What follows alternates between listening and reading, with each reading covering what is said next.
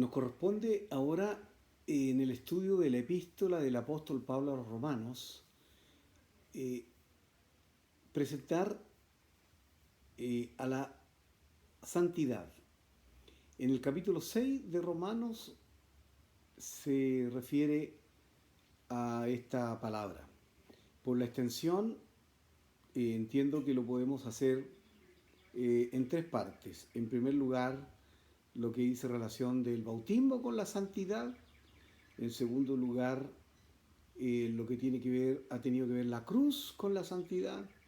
Y en tercer lugar, si vamos a ser esclavos del pecado o esclavos de la justicia. Para empezar nuestro primer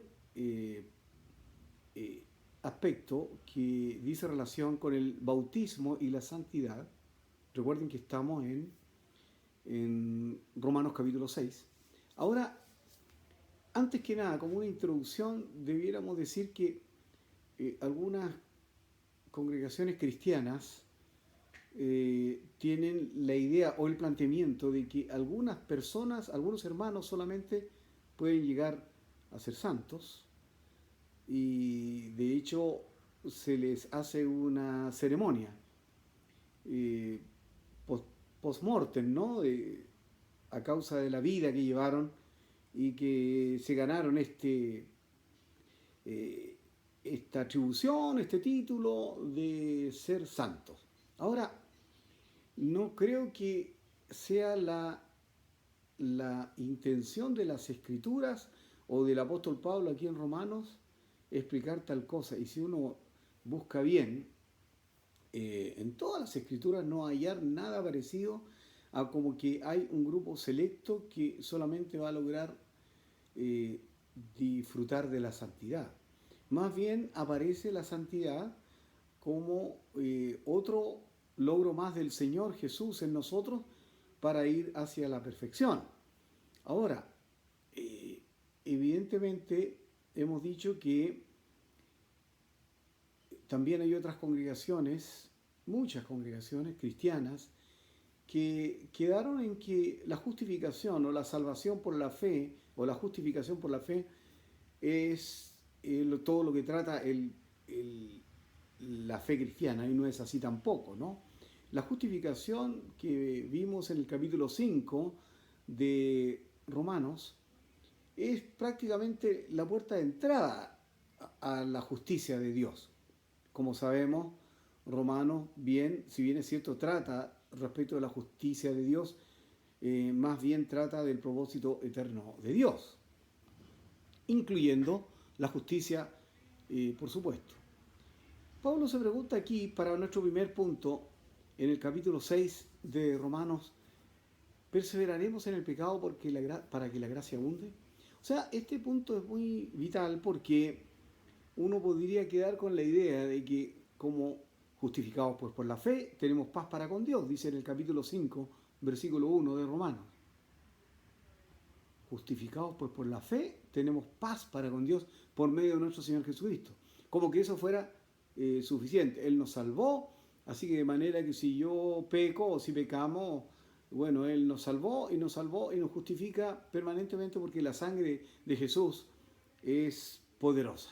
Y evidentemente, pues hermanos, la sangre de Jesucristo es poderosa. La sangre de Jesucristo nos limpia de todo pecado, dice Juan en sus cartas, que si andamos en luz como Él está en luz, entonces tenemos comunión los unos con los otros, y la sangre de Jesucristo nos limpia de todo pecado, dice en 1 de Juan capítulo 1, versículo 7.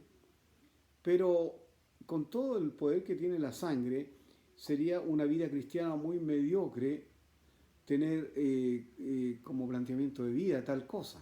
Por eso Pablo dice, entonces como la sangre de Cristo nos está limpiando permanentemente, o hemos sido justificados, ¿perseveraremos en el pecado para que la gracia abunde? Entonces dice ahí en capítulo 6, versículo 1, versículo 2, en ninguna manera. Porque los que hemos muerto al pecado, ¿cómo viviremos aún en él? Y nos introduce ahora en el capítulo 6 en algo que nosotros no sabíamos o no nos habíamos dado cuenta, que nosotros hemos muerto al pecado. Y aquí lo está planteando. ¿Cómo? ¿Cuándo? ¿Cuándo ocurre tal cosa de que nosotros hemos muerto? Aquí dice, en el versículo 3, ¿o no sabéis que todos los que hemos sido bautizados en Cristo Jesús, hemos sido bautizados en su muerte? O sea, nos comienza a mostrar, nos comienza a revelar que la vida de Jesús nos corresponde. Yo me correspondo a Él, mi vida está escondida con Cristo en Dios y Él está conmigo. De manera que lo que le ocurrió a Cristo me ocurrió a mí. Algunos dicen, y con justa razón también en la fe, en la revelación, que algunos, por supuesto, no se quieren ni acordar de la vida que pasaron y no se quieren ni acordar de los pecados que cometieron. Pero ahí está la vida de Jesús, que es como su hoja en limpio nos corresponde y se me pega a mi hoja, de manera que Dios me mira como si nunca hubiese pecado. Es algo extraordinario, maravilloso. Pero también, no solamente la justicia de Dios, sino que los padecimientos de Cristo, no solo sus beneficios me llegan o me acogen, sino que todo lo de Cristo me pertenece más propiamente. De manera que cuando Cristo murió, yo también morí. ¿Qué parte de mí murió? Murió el hombre que se alejó de Dios. Murió el hombre que se independizó de Dios y que creía que él podía solo. Eva, Adán y todos los que vinieron después y nosotros. En algún momento se nos pasó por la cabeza que nosotros con nuestro intelecto y con nuestra capacidad podríamos vivir y podíamos realizar una vida sin Dios, alegrarnos sin Dios. Ahora, esto no tiene que ver, como hemos dicho ya varias veces aquí en Romanos, en este estudio, que no tiene que ver con ser perversos o con haber cometido crímenes. No, sencillamente soltarnos de la mano de Dios y creer que podemos desarrollar una vida sin Él. Eso es el pecado. Ahora, ese hombre que creía tal cosa fue crucificado en la cruz. Ese fue un viejo hombre. Puede ser que cuando yo me bauticé no me di cuenta del punto, o no me lo explicaron, o si me lo explicaron no estaba atento, pero cuando me bauticé, me hundieron en el agua y luego me sacaron de ella y los ministros luego impusieron las manos sobre mí para que viniera sobre mí el Espíritu Santo. Cuando yo morí, cuando fui sumergido en el agua, fui identificado con la muerte de Cristo. Y cuando yo me levanté del agua, fui identificado con la resurrección de Cristo, fui vivificado, ¿no? Entonces, el bautismo tiene que ver con mi santificación. Yo después comienzo a recibir la revelación de este punto.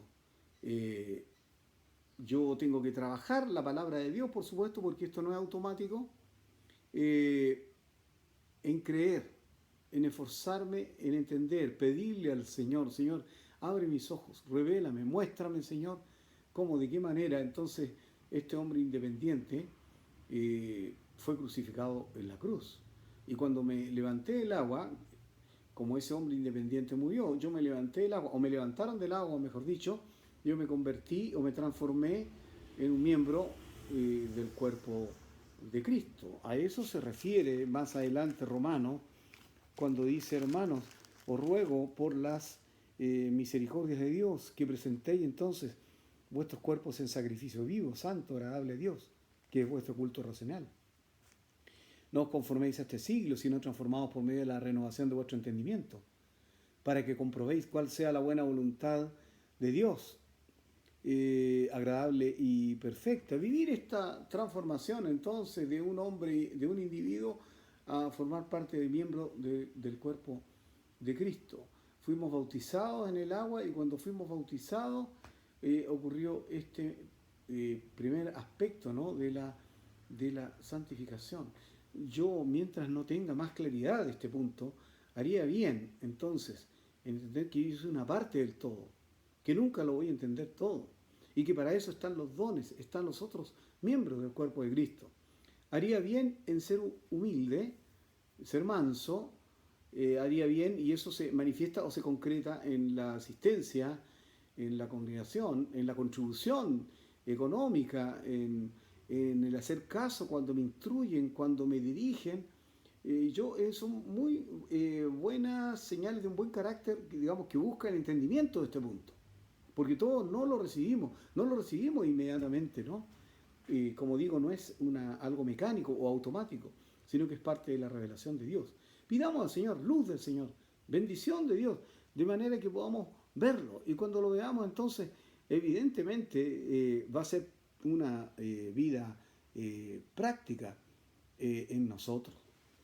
Cuando salimos del agua, los ministros o los hermanos mayores imponen las manos sobre nosotros para que recibamos el don del Espíritu Santo.